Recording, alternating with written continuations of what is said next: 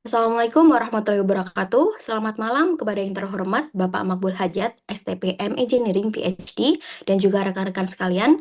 Perkenalkan kami dari kelompok 2 yang beranggotakan Widi Kuntara, Sofi Ashari, Zaki Apriminta, Prasasti Ayu Sepa, Asia Asidki, Raden Roro Azizah, dan juga Yunita Nur Azizah.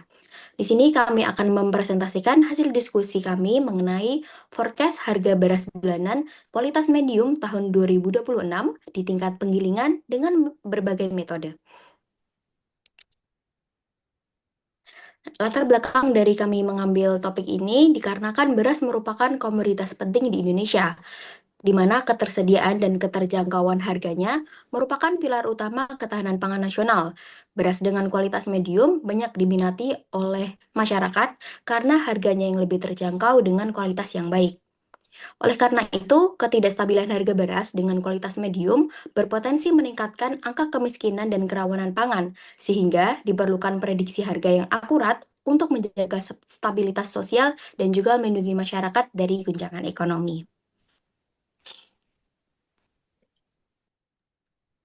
Kemudian cara yang kami gunakan yaitu data harga rata-rata beras bulanan di tingkat penggilingan dengan kualitas medium pada tahun 2022 sampai 2025. Next. Nah, untuk yang pertama kami menganalisis dengan menggunakan konstan model. Model konstan ini digunakan ketika data bersifat stasioner, data berfluktuasi di sekitar nilai rata-rata yang konstan tanpa adanya tren naik atau turun yang tajam atau kelangsungan. Kemudian diperoleh pada gambar tersebut. Kemudian grafik ini menunjukkan perbandingan data aktual dengan berbagai metode peramalan yaitu MA3, MA6, WMA, dan juga SES. MA dan WMA ini menggunakan rata-rata dari beberapa periode sebelumnya. Kalau MA itu menggunakan 3 bulan sebelumnya, sedangkan yang MA6 itu menggunakan 6 bulan sebelumnya. Yang SES ini dengan menggunakan alpha kecil menghasilkan grafik lebih stabil, tetapi lambat mengikuti perubahan datanya. Kemudian dengan metode dengan bobot yang lebih besar pada data terbaru terlihat lebih mendekati pola data pola data aktual. Nah, semua metode yang telah dianalisis ini mampu menunjukkan tren fluktuasi harga beras dari waktu ke waktu. Oke, untuk metode yang kita pakai itu yang paling sederhana adalah metode moving average. Jadi dia sifatnya memang delayed dan lebih cocok digunakan untuk data yang cenderung dia lebih konstan. Jadi sebagai contoh misalnya MA3 itu menggunakan rata-rata dari 3 bulan sebelumnya untuk memforecast data satu periode selanjutnya. Jadi misalnya untuk bulan keempat itu kita ambil data rata-rata dari bulan 1, 2, 3.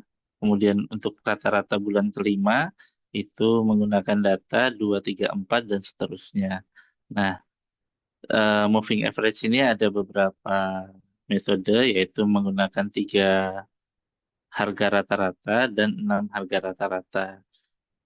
Kelemahannya, harga rata-rata ini itu kalau dia datanya terlalu tajam, naik turunnya, fluktuasinya itu eh, eh, akan menyebabkan enggak moving average ini di dikembangkan lagi dengan metode weighted moving average. Jadi dia menggunakan bobot dari 3 angka tersebut.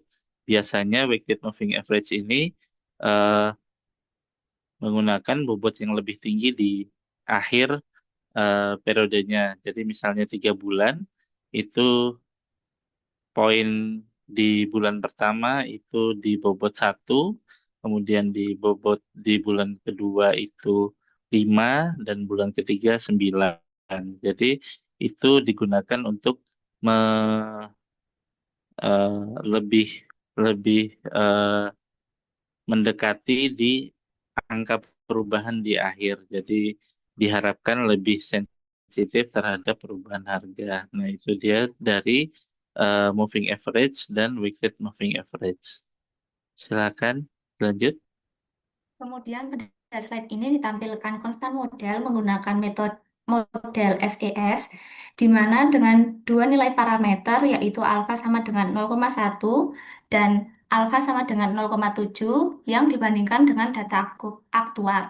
Lalu dapat dilihat bahwa ketika alfa sama dengan 0,1, model memberikan bobot kecil pada data terbaru, sedangkan alfa sama dengan 0,7, bobot pada data terbaru itu lebih besar. Dari grafik terlihat bahwa model dengan alfa sama dengan 0,7 lebih mendekati pada data aktual dibandingkan alfa sama dengan 0,1.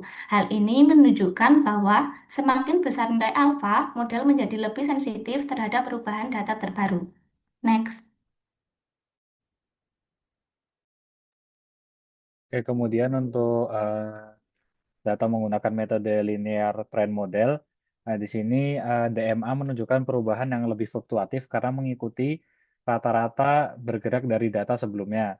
Untuk DES sendiri menghasilkan garis yang lebih halus dan mampu menggambarkan tren kenaikan secara bertahap. Kemudian untuk regresi menunjukkan tren linear yang meningkat sepanjang periodenya, dan kemudian secara umum dari ketiga model ini menunjukkan bahwa harga beras memiliki kecenderungan yang meningkat dari waktu ke waktu. Next.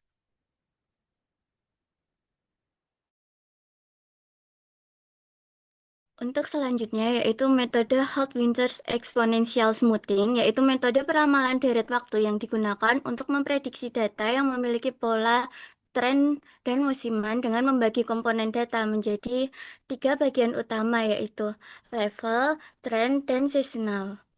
Pada grafik yang ditunjukkan pada slide ini, dapat terlihat bahwa hasil forecast mampu mengikuti pola data aktual dengan cukup baik, terutama untuk menangkap tren peningkatan dari waktu ke waktu.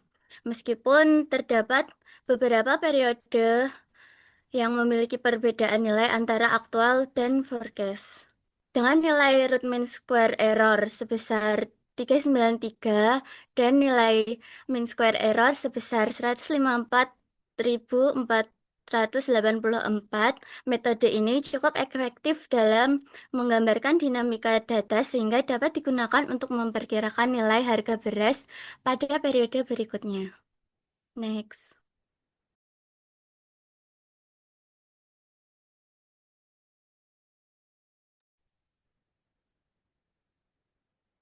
Untuk berikutnya yaitu ada transitional model.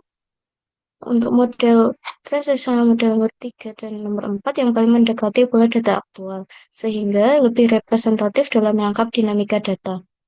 Untuk metode Holt-Winters pada beberapa periode terlihat sedikit overestimate atau underestimate, terutama saat terjadi perubahan yang tajam. Kesimpulan yang dapat kami sampaikan yaitu yang pertama, untuk tren harga umum, dari analisis yang dilakukan, harga beras kualitas menengah di tingkat penggilingan terus mengalami kenaikan seiring waktu. Yang kedua, sensitivitas model konstan. Dalam pengujian, model yang lebih baik memperhitungkan data terbaru terbukti lebih cepat menyesuaikan diri dengan perubahan. Misalnya, untuk metode MA3 lebih cepat merespon perubahan dibandingkan dengan MA6. Sedangkan metode pemulusan eksponensial dan sensitivitas tinggi atau SES dengan alfa 0,7 lebih cepat mengikuti perubahan dibandingkan yang rendah atau SES dengan alfa 0,1. Evaluasi model Hot Winters dapat menggambarkan perubahan harga dengan baik, tetapi kadang-kadang bisa salah memperkirakan harga terlalu tinggi atau terlalu rendah saat terjadi perubahan harga yang tiba-tiba. Untuk model terbaik yang dapat direkomendasikan yaitu metode TSD3 dan TSD4 adalah yang paling baik dalam memprediksi perubahan harga beras. Kedua model ini sangat cocok untuk melihat perubahan harga beras secara keseluruhan. Baik, sekian presentasi dari kelompok 2. Untuk kurang dan lebihnya mohon maaf. Wassalamualaikum warahmatullahi wabarakatuh. Waalaikumsalam. Terima kasih.